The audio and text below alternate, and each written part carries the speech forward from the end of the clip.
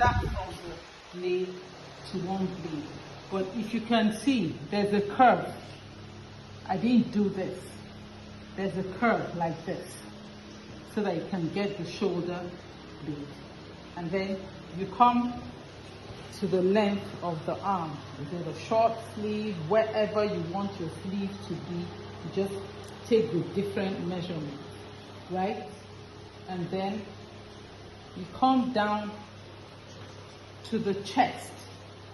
Now for men, you get a chest, but you also make sure it can go all the way down past his hip like this. Some men have big tummy, so you have to take note of that. This one has a flat tummy. Okay, so normally it's your actual chest plus 5 inches. But to be on the safe side, it's normally good to expand it and then take it all the way down and see if it goes down freely. Then that is the chest measurement you should get for us. And then you do the length of your top, wherever you want the length to be. You start from here as we did, and then you go down to wherever you want the length of the top to be. And then you also take, for the trouser, you take the waist measurement. Preferably when you're taking this measurement for the man, let him not have anything in his pocket. Yeah. Then after the waist, you take the hip.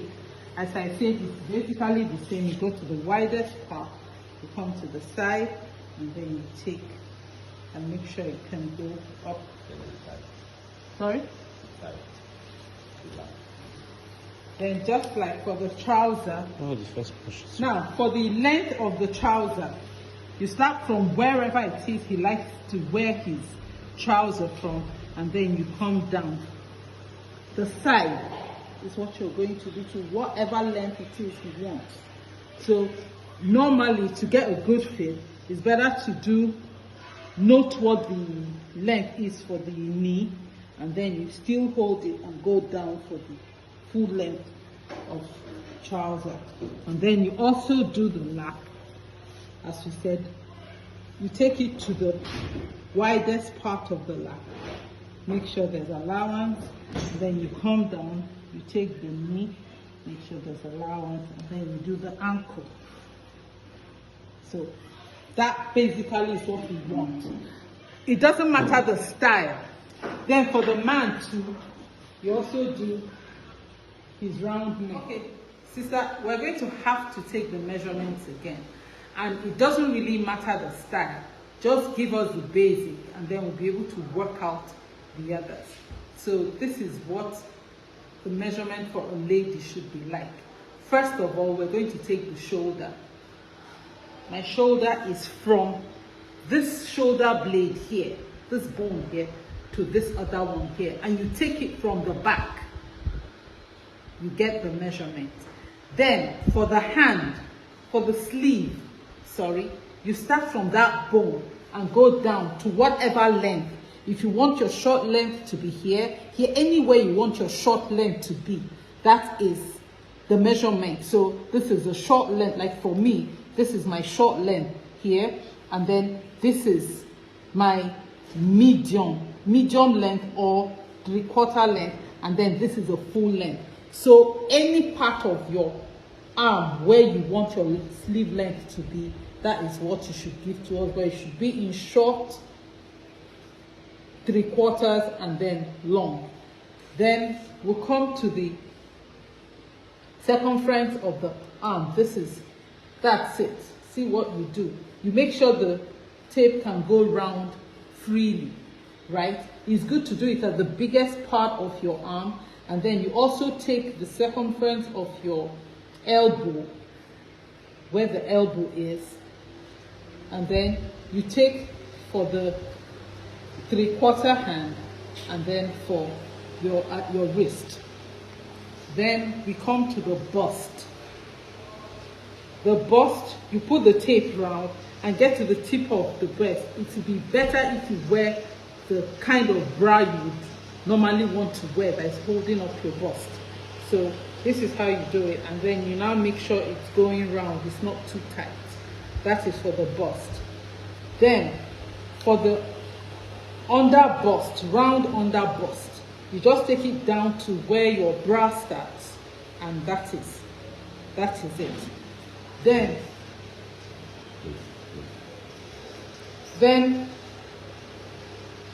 for the under bust, you start from on top of your shoulder here, see where the tape is, to the end where your bra stops.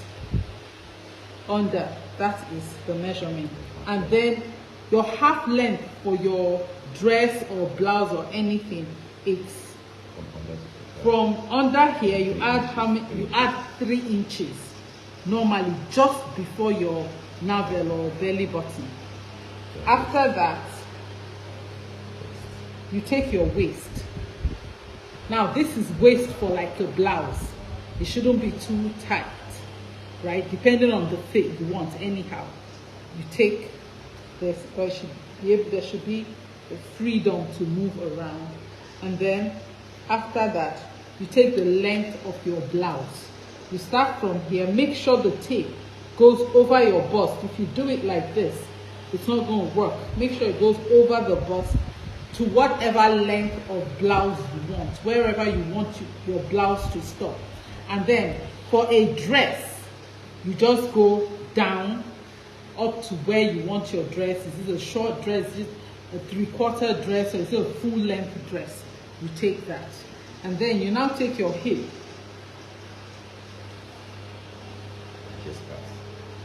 You go to the largest part of your hip, and the tape should end at the side. If you put it in front, there's going to be a mix-up. So you just go around to the largest part of your hip, but you also make sure that the tape can move up and down. That's it. Then for your trouser, what measurement you're going to do is this. You just come to the largest part of your thigh and take. If you want it free, if you want it tight, just let us know. And then after that, you do your knee, and then you go down to the ankle. Preferably when you do this ankle, depending on how you want it to be, make sure that your heel can go out of it so that it's not too tight.